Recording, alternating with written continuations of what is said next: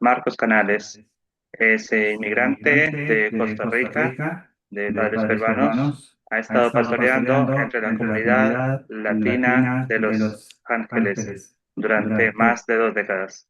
También ha trabajado en las áreas de desarrollo juvenil comunitario, defensa y abogacía de los inmigrantes latinos, coaching para líderes y educación teológica. Marcos está cursando los estudios doctorales en teología en el Seminario Teológico de Fuller. También sacó su maestría en divinidades en aquel lugar. A continuación escucharemos su conferencia, Teología de la Migración, Movimiento, Memoria y Construcción de Significados. Adelante, Marcos, muchas gracias. Agradezco a Juan José Barrera, secretario ejecutivo de la FTL, por su invitación a participar de esta consulta, a su equipo técnico por su gran labor de conectarnos y facilitar este espacio virtual. Agradezco también el legado e impacto de la FTL sobre mi familia, mi persona y mi ministerio. Mi papá, el doctor Wilfredo Canales, ha sido miembro activo de la FTL por muchos años y ahora es para mí un gran honor pasar de ser un aprendiz pasivo a ser un aprendiz activo y en la construcción de saberes de la FTL, ya que la FTL sirvió de motor generativo para la pastoral y la erudición de mi papá. La FTL ha pasado a ser también fuente de reflexión e interlocutor ministerial para mi labor pastoral en la diáspora latinoamericana estadounidense y sus generaciones emergentes. Es por eso que paso a explorar el tema de una teología de la migración, conociendo de primera mano las implicaciones del emigrar, al ser yo mismo un migrante que se mudó entre sur a sur y de sur a norte. Lo hago desde la cercanía a las comunidades evangélicas latinoamericanas y latinas, así como también desde la intersección de las comunidades inmigrantes, los movimientos de justicia social pro-inmigrantes en Estados Unidos y la pastoral latina como uno de los ejes generativos para la teología pública. Una teología pública y práctica, donde la iglesia se moviliza y testifica desde la palabra de Dios y el accionar de Dios. Primero, quisiera dar una guía de ruta y quisiera empezar nombrando la realidad local que vivimos aquí en la ciudad de Pasadena, California, a las afueras de Los Ángeles. Esto servirá como trasfondo a la búsqueda de ejes para nuestra reflexión de una teología práctica acerca de la migración, movimiento, memoria y la construcción de significado se entrelazan para así ayudarnos a poner atención a nuestros contextos con respecto a la migración, las y los migrantes y Dios migrante. Últimamente busco que reflexionemos sobre los cuatro cruces de Dios en tiempos de crueldad y división, es decir, la agencia y el accionar creativo de Dios como puntos de partida para una teología de la migración. Primero quiero empezar entonces nombrando nuestra realidad. Soy pastor y soy pastor de una comunidad llamada La Fuente Ministries. Es una comunidad de fe bilingüe. Y esta iglesia que pastoreo, estamos navegando una temporada denominada por uno de nuestros líderes como la temporada de fuego y hielo. Desde enero de 2025 hasta la fecha, el impacto destructor del fuego urbano, conocido como el Eaton Fire, y los secuestros de nuestros vecinos por el ice, por el hielo, por la migra, nos han abrumado y aterrorizado.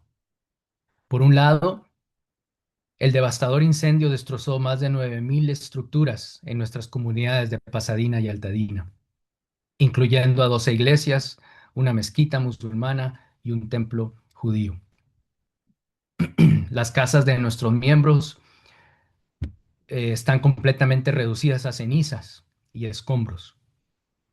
Conjuntamente con nuestra coalición de pastores y pastoras de nuestra ciudad, hemos emprendido un largo proceso de reconstrucción que llevará entre 5 a 10 años.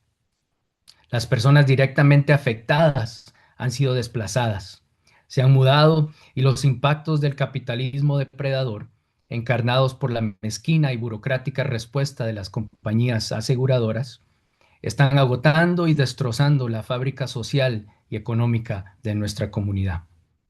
La mayoría de estas personas son afroamericanas y latinas, con raíces multigeneracionales en esta comunidad, que ahora depende de las asistencias gubernamentales que esta presidencia está desfinanciando. Esto sin mencionar a aquellas personas que no tienen seguro de vivienda o hasta de salud, que ya habían terminado sus hipotecas y ahora se ven desplazados, ahora son desplazados internos, sumándose a los casi 120 millones de personas que viven en la pobreza en este país, en Estados Unidos. Por otro lado, dentro de esta misma realidad, nuestra comunidad inmigrante, específicamente los jornaleros y jornaleras, esas personas que día a día buscan una jornada de trabajo, fueron los primeros en responder a esta catástrofe. Estas personas fueron las primeras en remover escombros para que bomberos y rescatistas llegaran a la zona afectada por los incendios. Los jornaleros y jornaleras han estado involucrados en el proceso de remediación de tóxicos dentro de las estructuras que todavía están en pie. Muchas de estas personas en situación migratoria irregular o alternativa están siendo la piedra angular en este proceso que ya que serán la mano de obra migrante que reconstruye la zona devastada. Como pueden imaginar, cuando el incendio de persecución y desaparición de nuestros vecinos inmigrantes por el presidente Trump se desató en nuestra comunidad, ya traumatizada por los incendios, se volvió a sentir un segundo trauma colectivo. Los secuestros llevados a cabo por encapuchados, cazarrecompensas, vigilantes, paramilitares, desde el 7 de junio hasta la fecha, están aterrorizando a nuestra comunidad local y regional. Pasadena, aledaña a la ciudad de Los Ángeles, es una de las ciudades santuarios que desde sus pronunciamientos han ratificado su no colaboración con los agentes de ICE, el hielo, pero en la práctica, la crueldad de esta administración federal y la impunidad de estos oficiales revela la violación de la imagen de Dios en la comunidad obrera inmigrante latina. También revelan la discriminación racial, laboral y lingüística que promueve el nacionalismo cristiano blanco, que usa al inmigrante como chivo expiatorio y se regocija en su criminalización como justificación para su violación. Al día de hoy hay 3 personas que han muerto huyendo de la migra. Hay 14 personas que han muerto en los centros de detención. Hay pastores latinos evangélicos detenidos y hay miles de personas deportadas, incluyendo ciudadanos estadounidenses. Cientos de familias latinas separadas y destrozadas, así como también está por verse cuántas iglesias latinas han perdido y continúan perdiendo liderazgo, membresía y viabilidad. En medio entonces de todas estas preguntas, de todas estas realidades y protestas, surge la pregunta de Clara, una de nuestras líderes y miembros de nuestra iglesia. ¿Por qué nos odian tanto? ¿Qué les hemos hecho? O la reveladora frase de un pastor latino cuando le pregunté cuál era su lectura de los secuestros de la migra en su comunidad. Ya sabes, Marcos, los latinos sufrimos a solas. Pero también surgen las preocupantes palabras de Ervin. Prefiero irme de su país. Me siento como en arresto domiciliario. Quiero poder tomar decisiones y ser libre. Al considerar estas preguntas, está de relieve una serie de creencias, de valores y cuestionamientos que surgen en medio de situaciones traumáticas que amenazan e interrumpen nuestros contextos. Y la verdad es que la teología del pueblo de Dios surge en medio de hambrunas, éxodos, exilios, guerras y liberaciones que interrumpen y desarman cualquier teoría. Toda teología debe ser práctica, disculpen. Hasta la perrita dice que sí. Me está diciendo a mí. Y la práctica hacia la teología. Por eso la teología práctica es un discernimiento colectivo y comunitario de las iniciativas y destellos del accionar de Dios. En otras palabras, Dios es el primer agente y sujeto que acciona y que nos llama a discernir y participar como el Espíritu Santo está presente y activo aún en medio de interrupciones, caos, crueldad y trauma. Este marco de referencia para la acción y reflexión eclesial como teología viene de Branson y Martínez. Y por eso discernir el accionar de Dios nos lleva a poner atención a tres ejes esenciales para nuestro tema, la teología de la migración, ya que esto no es un tema marginal, es el lugar donde el Evangelio se encarna en la realidad más urgente de nuestro tiempo. La migración es un fenómeno que confronta a nuestra teología y a nuestra praxis con la pregunta fundamental: ¿a quién servimos y a quién acompañamos? Hoy les propongo que emprender una peregrinación crítica estructurada en tres ejes inseparables. Hoy veremos el movimiento y la memoria como un diagnóstico y reflexionar acerca de nuestro contexto, la construcción del significado como el marco teológico y cómo todos estos nos ayudan a poder pensar acerca de la acción integral de la iglesia, la reexistencia, ya que podemos resistir por un tiempo, pero para poder realmente reexistir necesitamos de una teología de la migración. Primero veamos entonces el diagnóstico profético que tiene que ver con el movimiento y la memoria. Les invito a que podamos, espero que funcione, este video unos minutos.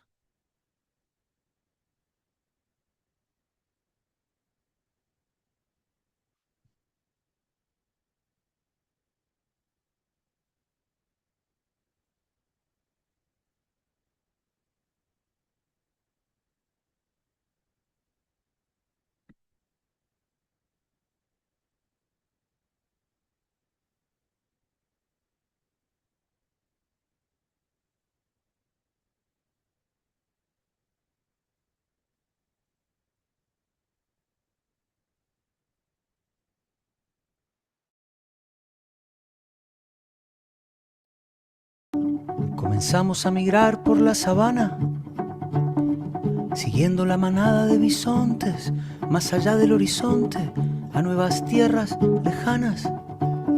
Los niños a la espalda y expectantes, los ojos en alerta, todo oídos, olfateando aquel desconcertante paisaje nuevo, desconocido. Somos una especie en viaje. No tenemos pertenencias, sino equipaje. Vamos con el polen en el viento. Estamos vivos porque estamos en movimiento. Nunca estamos quietos, somos trashumantes, somos padres, hijos, nietos y bisnietos de inmigrantes. Es más mío lo que sueño que lo que toco. Yo no soy de aquí, pero tú tampoco. Yo no soy de aquí, pero tú tampoco. De ningún lado del todo y de todos lados un poco.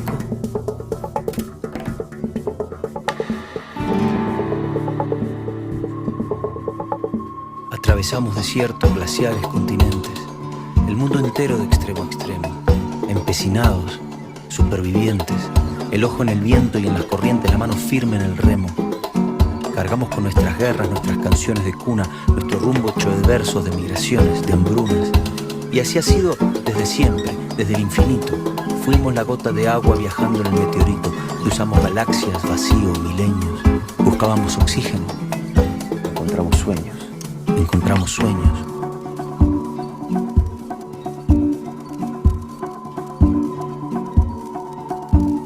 Apenas nos pusimos en dos pies y nos vimos en la sombra de la hoguera.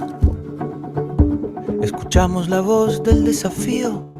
Siempre miramos al río pensando en la otra ribera. Somos una especie en viaje.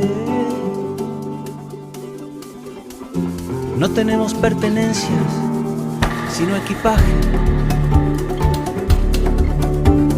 Nunca estamos quietos, somos trashumantes, somos padres, hijos, nietos y bisnietos de inmigrantes.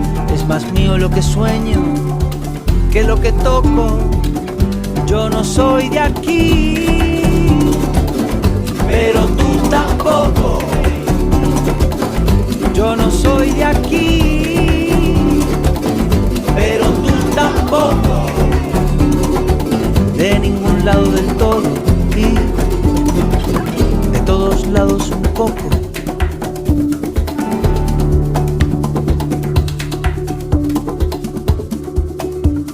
Lo mismo con las canciones, los pájaros, los alfabetos.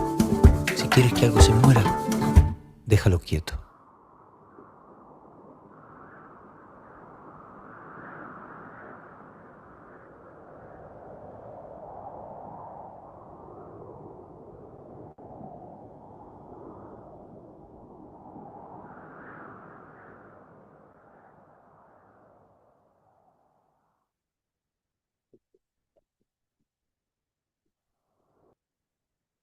Si tuviéramos más tiempo, podríamos reflexionar en esto y tal vez en el tiempo de preguntas lo haremos.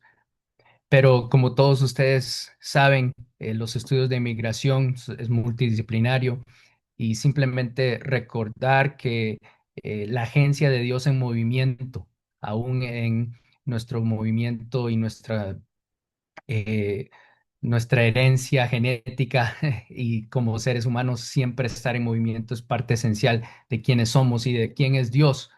Dios migrante se relaciona con un pueblo migrante de Dios y todos los ejemplos bíblicos que tenemos y que ya se han hecho referencia, no lo vamos a cubrir cada uno, pero hay suficiente evidencia bíblica para recordarnos de que la fe no se predica en un vacío, se predica sobre una memoria histórica, marcada muchas veces por la colonialidad y el extractivismo, la intervención de Estados Unidos en Latinoamérica, las guerras y el Tratado de Guadalupe Hidalgo como ejemplos.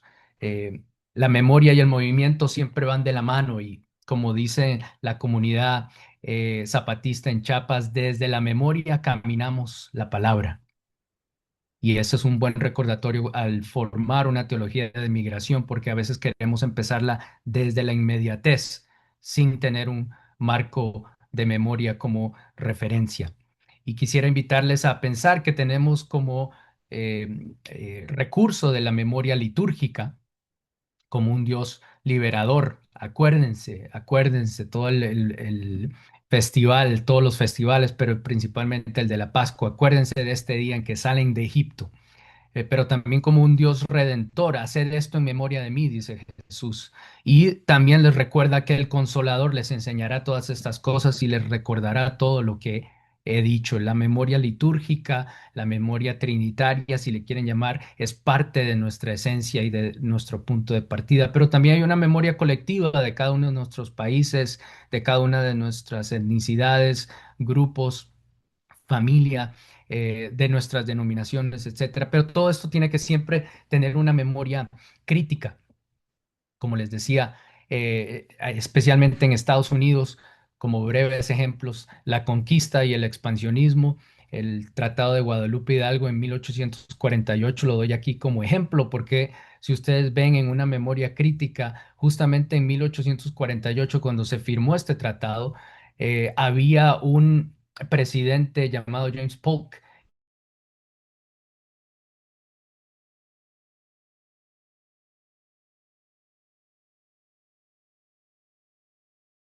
Estados Unidos y como presidente se inventó una guerra contra México para robar todos esos territorios.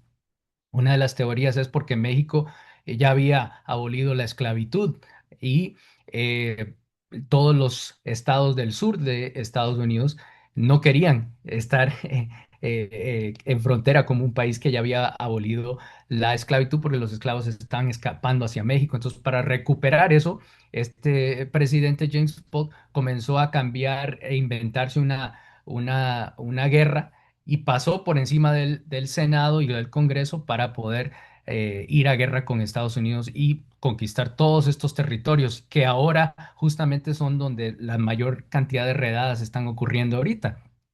Y es territorio que antes era mexicano y que antes era de todos los pueblos originarios. Entonces, eh, hay otros ejemplos, pero no tenemos tiempo aquí, pero siempre la memoria colectiva, crítica y como dice el pensador Boaventura de Sosa Santos, la memoria siempre expone con realidad y con lucidez que las fronteras más visibles son las de alambre, pero también están en nuestras cabezas, las fronteras que están en nuestras cabezas. El miedo al otro es una frontera mental que también está siendo animada justamente por narrativas hegemónicas en estos momentos que imperan en la esfera pública.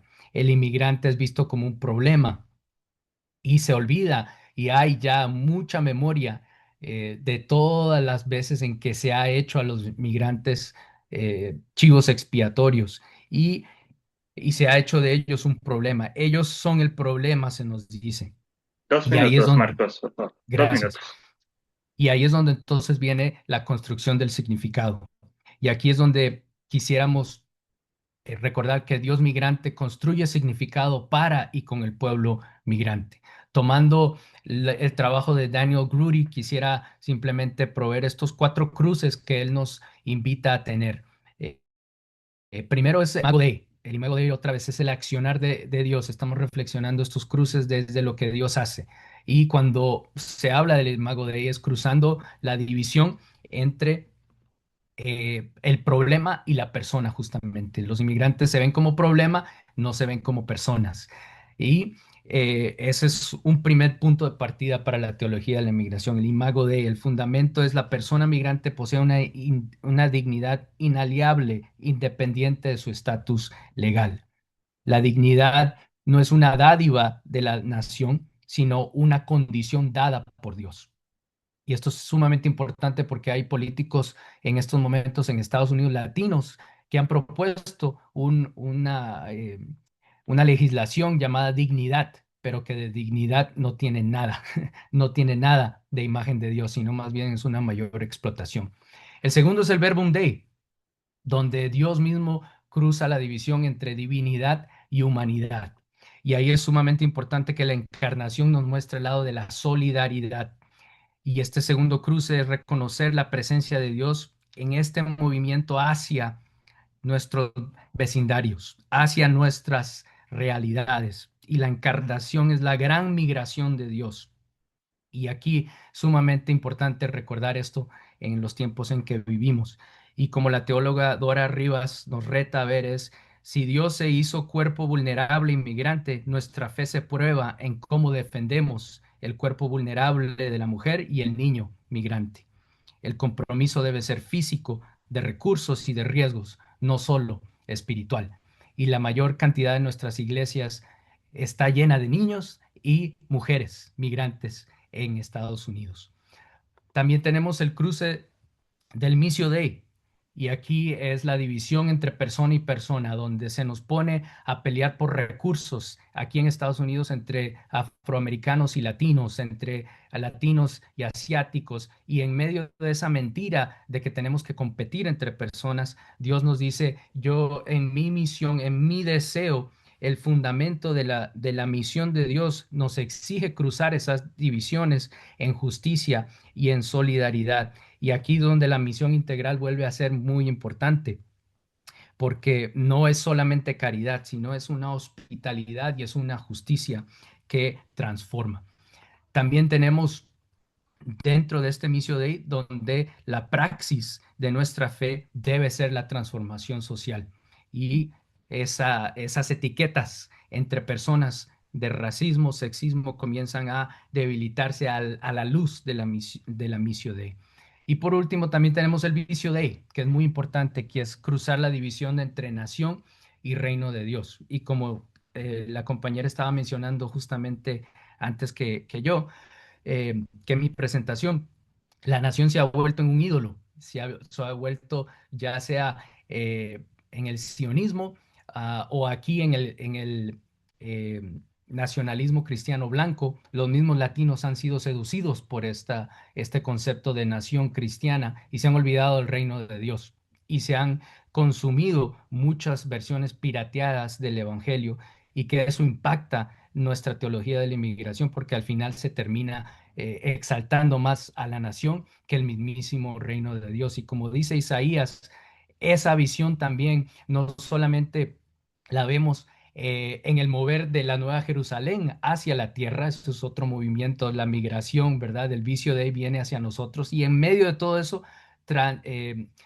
Dios en su visión es que todas las armas sean convertidas en instrumentos de agricultura, de trabajo, de provisión.